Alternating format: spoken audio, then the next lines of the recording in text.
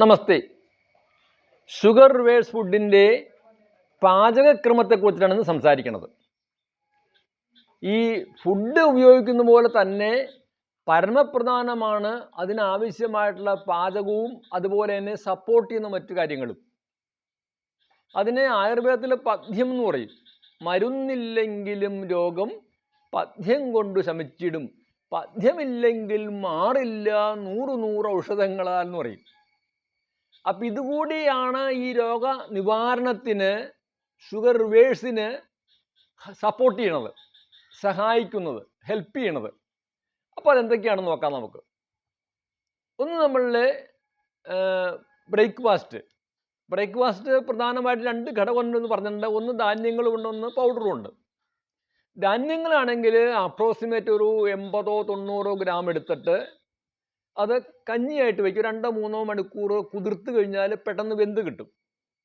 തലേ ദിവസം വെള്ളത്തിലിടരുത്, 2-3 മണിക്കൂർ മതി. അങ്ങനെ കുതിർത്തിട്ട് കഞ്ഞിയായിട്ട് വച്ചിട്ട് അത് കഞ്ഞി വാങ്ങി വച്ചിട്ട് അതിനകത്ത് കുറച്ച് തേങ്ങ ചിരകിയിടുക, അല്ലെങ്കിൽ കോക്കനട്ട് മിൽക്ക് ചേർക്കുക. പിന്നെ അതിനകത്ത് നല്ല ഗീ എന്ന് പറയുന്നത് നമ്മുടെ മിൽമയുടെ ഗീ അല്ല, അല്ലെങ്കിൽ അങ്ങനെ മാർക്കറ്റിൽ നിന്ന് ഗീ ഉപയോഗിക്കാൻ പാടില്ല.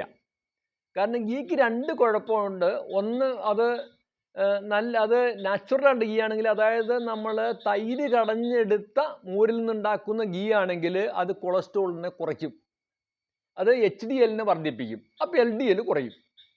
ഇനി അഥവാ നമ്മൾ ഈ സാധാരണ മാർക്കറ്റിൽ നിന്ന് മേടിക്കുന്ന ഫെർമെൻറ്റേഷൻ നടക്കാതെ എടുക്കുന്ന നെയ്യാണെങ്കിൽ ഇതിനെ വർദ്ധിപ്പിക്കും, LDL വർദ്ധിപ്പിക്കും, അപ്പോൾ HDL പ്രശ്നം ഉണ്ടാവും, കൊളസ്ട്രോളിൻ്റെ പ്രശ്നം ഉണ്ടാവും. പൊതുവേ പ്രമേഹമുള്ളവർക്ക് കൊളസ്ട്രോൾ ഉണ്ടല്ലോ. അപ്പോൾ അതുകൊണ്ട് നിങ്ങൾ നല്ല നെയ്യ്, ഇതുപോലെ തൈര് കടഞ്ഞെടുത്ത നെയ്യ് ഉണ്ടെങ്കിൽ മാത്രമേ ഉപയോഗിക്കാൻ പാടുള്ളൂ, അല്ലെങ്കിൽ നെയ്യ് ഉപയോഗിക്കണ്ട. അതൊരു 1/4 സ്പൂണോ 1/2 സ്പൂണോ ചേർക്കുന്നത് നല്ലതാണ്. നമുക്ക് ന്യൂറോപ്പതി വരാതിരിക്കാനും സെക്ഷൽ ഡിസ്ഫങ്ഷനൊക്കെ കവർ ചെയ്യാൻ നെയ്യ് നല്ലതാണ്. അതുകൊണ്ട് അങ്ങനത്തെ നെയ്യ് കിട്ടുവാണെങ്കിൽ ചിലപ്പോൾ വില കൂടും. A2 നെയ്യ് എന്ന് പറഞ്ഞ് മാർക്കറ്റിൽ കിട്ടാനുണ്ടത്, മാളിലൊക്കെ കിട്ടും. A2 നെയ്യ്, A1 A2 2 നെയ്യുണ്ട്. A2 നെയ്യ് കിട്ടുവാണെങ്കിൽ 1/2 സ്പൂണോ 1/4 സ്പൂണോ ചേർക്കാം, നെയ്യ് ഇഷ്ടമുള്ളവർക്ക്, അല്ലാത്തവർ ചേർക്കണ്ട. അടുത്തത്, ഇത് കറികളോടുകൂടി കഴിക്കണം. ഇപ്പം നമുക്ക് 70, 80, 90 ഗ്രാം എടുത്താൽ വയറ് നിറയാൻ ആവില്ല. അപ്പോൾ നമ്മൾ ബാക്കി കറികൾ, കഞ്ഞിയിൽ പാതി കറി എന്നുള്ളതാണ് നമ്മുടെ മുദ്രാവാക്യം. എപ്പോൾ ധാന്യം കഴിച്ചാലും ഒപ്പം പകുതി കറികളുണ്ടായിരിക്കണം. അത് നമുക്ക് ചെറുപയറാവാം, മുതിരിയാവാം, കടലയാവാം, അങ്ങനെ ഏതെങ്കിലും പയറുകളാവാം, അല്ലെങ്കിൽ നമുക്ക് അവിയലാവാം, തോരനാവാം, മെഴുക്കുവരട്ടിയാവാം, എരിശ്ശേരിയാവാം, അങ്ങനെ ഏതെങ്കിലും കറികൾ കൂടെ കൂട്ടിയിട്ട് വേണം നമ്മൾ ഈ കഞ്ഞി കഴിക്കാൻ. ഇനി അഥവാ നിങ്ങൾ ബ്രേക്ക്ഫാസ്റ്റ് പലഹാരമാണെങ്കിൽ നമുക്ക് തലേ ദിവസം ഇത് ബ്ലെൻഡ് ചെയ്തൊന്ന് കുറച്ച് വെള്ളമൊക്കെ ചേർത്ത് മിക്സിയിലിട്ടൊന്ന് കറക്കി വെച്ച് കഴിഞ്ഞാൽ പിറ്റേ ദിവസം നമുക്ക് ദോശ പോലെ പുളിപ്പിച്ചിട്ടുണ്ടാക്കാം. പക്ഷെ പുളിപ്പിച്ച ഫുഡ് ഷുഗറുള്ളവർക്ക് അത്ര നല്ല ഫുഡല്ല. എനിക്ക് അഡ്വൈസ് ചെയ്യാനുള്ളത്, രാവിലെ നിങ്ങൾ ഒരു 6 മണിക്ക് ഇത് കുറച്ച് തേങ്ങയൊക്കെ ഇട്ടിട്ട് മിക്സിയിലിട്ടൊന്ന് കലക്കി വെച്ച് വെള്ളം ചേർത്തിട്ട് ബ്ലെൻഡ് ചെയ്ത് വെച്ച് കഴിഞ്ഞാൽ ഒരു 7, 8 മണിയോ 9 മണിയോ 10 മണിയോ ആകുമ്പോഴേക്കും നമ്മൾ ബ്രേക്ക്ഫാസ്റ്റ് ഉണ്ടാക്കുന്ന സമയമാകുമ്പോഴേക്കും ചെറുതായിട്ട് പുളിച്ചിരിക്കും. 2 നാഴിക എന്നാണ് പറയണത്, 2 നാഴിക വരെയുള്ള പുളിപ്പിന് കുഴപ്പമില്ല എന്നാണ് പറഞ്ഞത്. അത് അസിഡിറ്റി ഉണ്ടാക്കില്ല, ആൽക്കലി തന്നെയായിട്ട് വർക്ക് ചെയ്യും. അപ്പോൾ പ്രോബയോട്ടിക് ഉണ്ടാവുകയും ചെയ്യും അതിനകത്ത്. അപ്പോൾ അതിന് ശേഷം നമ്മൾ ഇത് അപ്പമായിട്ട് ചുട്ട് കഴിക്കാം നമുക്ക്, അല്ലെങ്കിൽ ഇടിയപ്പം വേണമെങ്കിൽ ഉണ്ടാക്കാം, അങ്ങനെ പുട്ട് വേണമെങ്കിൽ പുട്ടും ഉണ്ടാക്കാം. പുട്ടുണ്ടാക്കുവാണെങ്കിൽ സ്വല്പം വെള്ളം ചേർത്ത് നനച്ചിട്ട് കുതിർത്തിട്ടൊന്ന് ഒരു 10 മിനിറ്റോ 15 മിനിറ്റോ പൊത്തി വയ്ക്കുക. അതിനുശേഷം നമുക്ക് ക്യാരറ്റോ ബീറ്റ്റൂട്ടോ അല്ലെങ്കിൽ തേങ്ങയോ ബീൻസോ എന്തെങ്കിലുമൊക്കെ ചേർത്ത് പുട്ട് പോലെ ചുടാം. അതും നമ്മൾ കഴിക്കുമ്പോൾ ഏത് ബ്രേക്ക്ഫാസ്റ്റ് പലഹാരം കഴിച്ചാലും ഒപ്പം എന്തുണ്ടാവണം, കറികൾ പകുതി ഉണ്ടാവണം, പച്ചക്കറികൾ പകുതി കഴിക്കണം. വെജിറ്റബിൾ കുറുമയാവാം, അല്ലെങ്കിൽ നേരത്തെ പറഞ്ഞ പോലെ പയറുവർഗ്ഗങ്ങളോ ഏതെങ്കിലും ചേർത്തിട്ടുള്ള കറികൾ നമ്മുടെ കൂടുതൽ ഉപയോഗിക്കാം. കൂണും നമുക്ക് ഉപയോഗിക്കാൻ കുഴപ്പമൊന്നുമില്ല, അതിനകത്ത് ഷുഗർ കുറവാണ്. പിന്നെ ഉച്ചത്തെ ആഹാരത്തിന് തവിടുള്ള അരി മാത്രമേ ഉപയോഗിക്കാൻ പാടുള്ളൂ. അതുകൊണ്ടാണ് ഞങ്ങൾ ഈ അരി തരണത്. തവിടില്ലാത്ത അരി കഴിക്കുന്നതാണ് ഇന്ന് ഇത്രയധികം ഷുഗർ ഉണ്ടാവാനുള്ള കാരണം. അപ്പോൾ ഈ അരി നേരത്തെ പറഞ്ഞ പോലെ ഒരു 80 ഗ്രാം അരിയാണ് സാധാരണ ഒരാൾക്ക് നമുക്ക് അഡ്വൈസ് ചെയ്യാനുള്ളത്. അരി എടുത്തിട്ട് അത് ചോറാക്കി മാറ്റിയിട്ട് ആ അരിയോടൊപ്പം നമ്മൾ നേരത്തെ പറഞ്ഞ പോലെ പകുതി കറികളും കൂടി കഴിക്കാൻ നമ്മൾ തയ്യാറാവണം. ആ തരത്തിലുള്ള ഒരു ഡയറ്റ് ആയിരിക്കും നമ്മൾ ഉച്ചയ്ക്ക് സ്വീകരിക്കുന്നത്. ഒപ്പം കറികളുടെ കാര്യത്തിൽ ഒരു ചെറിയ നിർദ്ദേശം കൂടി ഉണ്ടെന്ന്, 2 തരത്തിലുള്ള കറികൾ വേണം. ഒന്ന് ബോയിൽഡ് വെജിറ്റബിൾസ്, അതായത് വേവിച്ച അവിയൽ, തോരൻ, മെഴുക്കുവരട്ടി, എരിശ്ശേരി, രാവിലെ പറഞ്ഞ പോലുള്ള കറികൾ ഉണ്ടാവണം. അതിൻ്റെ ഒരു ഭാഗം റോ വെജിറ്റബിൾസ് ആയിരിക്കണം. അപ്പോൾ നമ്മളുടെ പ്ലേറ്റിനെ നമ്മൾ 3ആയിട്ട് തിരിക്കണം. അതിൻ്റെ പകുതി ഭാഗം തവിടുള്ളരിയുടെ ചോറ്, ബാക്കി പകുതി ഭാഗത്തെ 2ആക്കി തിരിക്കാം.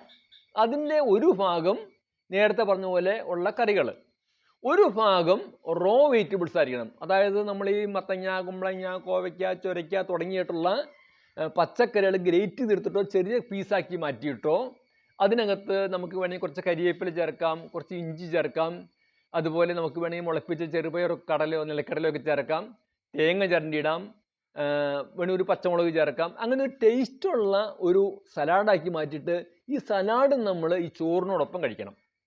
ഇനി ഷുഗർ നമുക്കൊരു 200ന് മുകളിലാണെങ്കിൽ നിങ്ങൾ ചെയ്യേണ്ടത് ഈ പ്ലേറ്റിനെ 3ആയിട്ട് തിരിക്കണം. 3ൽ 1 ചോറും 3 2 ഭാഗം കറികളുമായിരിക്കണം. ഇതാണ് റേഷ്യോ. പിന്നെ ഒപ്പം നമ്മളൊരു ചമ്മന്തി ദിവസവും കഴിക്കണം. തൊട്ട് നക്കിയാൽ പോരാ, അത് ചമ്മന്തി ആയിട്ടുണ്ടാക്കിയിട്ട് ഒരു കറി പോലെ കഴിക്കണം. അതിനകത്ത് വേണ്ടത് ഒരു നെല്ലിക്ക വേണം, ഒരു എതൾ കരിവേപ്പില വേണം, അതുപോലെ സ്വല്പം ഇഞ്ചി വേണം, കുറച്ച് തേങ്ങ വേണം, വേണമെങ്കിൽ നമുക്ക് മാങ്ങ ചേർക്കാം, ഒരിക്കലും പുളി ചേർക്കാൻ പാടില്ല, സ്വല്പം ഉപ്പ് ചേർക്കാൻ പാടുള്ളൂ, വേണമെങ്കിൽ പച്ചമുളക് ചേർക്കാം, ഒരിക്കലും കാന്താരിമുളക് ഉപയോഗിക്കരുത്.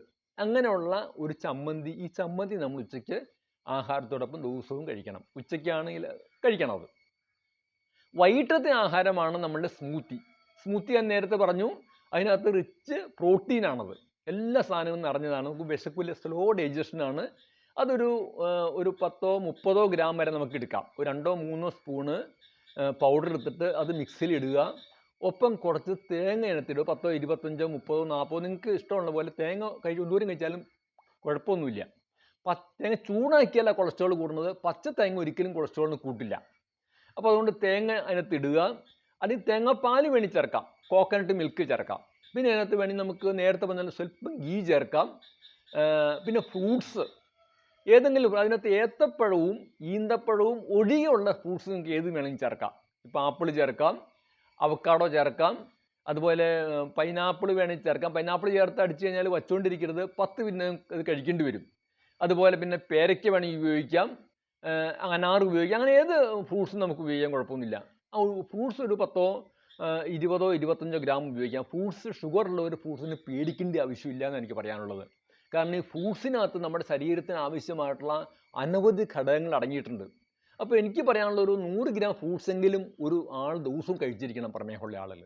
അപ്പോൾ അതുകൊണ്ടാണ് ഞാൻ പലർക്കും പേടിയായി ഈ ഫ്രൂട്ട്സ് കഴിക്കാൻ പറയുമ്പോൾ. നിങ്ങൾ അങ്ങനെ പേടിക്കേണ്ട ആവശ്യമൊന്നുമില്ല. അപ്പോൾ നിങ്ങളിപ്പോൾ 100 ഗ്രാം ഫ്രൂട്ട്സ് കഴിച്ചാലും നിങ്ങൾ ഒരു 20 ഗ്രാം അരി കഴിക്കുന്ന അത്രയും ഷുഗർ ഉള്ളിച്ചെല്ലുള്ളൂ. ഇപ്പോൾ 1/2 കിലോ, ഇപ്പോൾ 1 കിലോ പപ്പായ കഴിക്കണതും ഒരു ദോശ കഴിക്കുന്നത് ഈക്വലാന്ന് മനസ്സിലാക്കണം. 1 കിലോ പപ്പായയും ഒരു 70 ഗ്രാം ദോശ കഴിക്കുന്നതും അല്ലെങ്കിൽ പുട്ട് കഴിക്കുന്നതും ഈക്വലാണ് ഒരു കാർബോഹൈഡ്രേറ്റിൻ്റെ കാര്യത്തിൽ. നമ്മൾ വിചാരിക്കുന്നത് മധുരമുണ്ടെന്ന് വെച്ചിട്ടുണ്ടെങ്കിൽ മുഴുവൻ ഗ്ലൂക്കോസാന്ന് വിചാരിക്കരുത്. അത് ഫ്രക്ടോസ് ആണ്. ഫ്രക്ടോസ് ഗ്ലൂക്കോസിൻ്റെ അത്രയും ശരീരത്തിന് ദോഷം ചെയ്യില്ല. അതുകൊണ്ട് ഫ്രൂട്ട്സ് ചേർക്കുക, എന്നിട്ട് അത് ബ്ലെൻഡ് ചെയ്യുക, അതൊന്ന് കറക്കി എടുക്കുക. അതിനകത്ത് നിങ്ങൾക്ക് വേണ്ടി അണ്ടിപ്പരിപ്പ് ചേർക്കാം, അതിനകത്ത് നിങ്ങൾക്ക് ഇഷ്ടമുള്ള സാധനങ്ങളൊക്കെ ചേർത്തൊരു രസകരമായ ഫുഡാക്കി വേണ്ടി മാറ്റാം. ഈ സ്മൂത്തി ആയിരിക്കണം നമ്മളുടെ അത്താഴം. ഇങ്ങനൊരു ആഹാരക്രമത്തിലേക്ക് വരികയാണ് നല്ലത്. അത്താഴം കഴിക്കുന്നത് പരമാവധി നേരത്തെ കഴിക്കണം. കിടക്കുമ്പോഴേക്കും ഒരു ദഹിച്ചിരിക്കണം. 2-3 ദിവസത്തേക്ക് വയറ് നിറഞ്ഞില്ലെങ്കിൽ നമുക്ക് അസ്വസ്ഥത ഉണ്ടാവും. 4ാമത്തെ ദിവസം തൊട്ട് നമുക്ക് സുഖമായിട്ട് തോന്നും. ഇത് പിന്നെ നിങ്ങൾക്ക് അങ്ങോട്ട് മാറ്റാം. ഈ രാവിലത്തെ കഞ്ഞി കൊണ്ട് വൈകുന്നേരം ആക്കാം, അല്ലെങ്കിൽ രാവിലത്തെ ബ്രേക്ക്ഫാസ്റ്റ് വൈകുന്നേരം ആക്കാം, ഡിന്നർ സപ്പറാക്കാം, സപ്പർ ബ്രേക്ക്ഫാസ്റ്റ് ആക്കാനും കുഴപ്പമൊന്നുമില്ല. ഈ 3 തരത്തിലുള്ള ആഹാരമാണ് നിങ്ങൾ കഴിക്കേണ്ടത്. ഞാനീ പറഞ്ഞ ക്രമത്തിൽ കഴിച്ച് പോവുകയാണെങ്കിൽ ഡെഫിനറ്റാണ് നിങ്ങളുടെ ഷുഗർ ഡൗൺ ആയിരിക്കും. മാത്രമല്ല ഒരു 3-4 മാസം ഇത് കണ്ടിന്യൂ ചെയ്ത് പോയാൽ നിങ്ങളുടെ ശരീരത്തിലെ നമ്മുടെ പാൻക്രിയാസിലെ ബീറ്റാസിലെ റീജനറേഷൻ, പുതിയ സെല്ലുകൾ ഉണ്ടായി വരും. നിങ്ങൾക്ക് ആവശ്യമായ ഇൻസുലിൻ നിങ്ങളുടെ പാൻക്രിയാസ് ഉണ്ടാക്കുന്ന അവസ്ഥയിലേക്ക് വരും. അപ്പോൾ അതുകൊണ്ട് വളരെ ഫലപ്രദമായിട്ട്, ഇനി അഥവാ 10-20 കൊല്ലമൊക്കെയായി നമ്മുടെ വളരെ ശേഷി കുറഞ്ഞു പോയെങ്കിൽ ചിലപ്പോൾ പൂർണ്ണമായിട്ടും ആയിക്കൊള്ളുന്നില്ല. എനിക്ക് അങ്ങനെ എല്ലാവർക്കും പറയാൻ പറ്റില്ല. 90% പേർക്ക് ഞാൻ ഈ പറഞ്ഞത് സത്യമായിരിക്കും. ബാക്കി 10% പേർക്കും ഷുഗർ കുറയുമെന്നുള്ള കാര്യത്തിൽ യാതൊരു സംശയമില്ല. ഷുഗർ റിലേറ്റഡ് ഡിസീസുകളും കുറഞ്ഞു വരും. അപ്പം അതുകൊണ്ട് ഈ പറഞ്ഞ ഒരു പഥ്യക്രമം പാലിച്ച് നിങ്ങൾ മുമ്പോട്ട് പോകണം എന്നാണ് എനിക്ക് പറയുവാനുള്ളത്.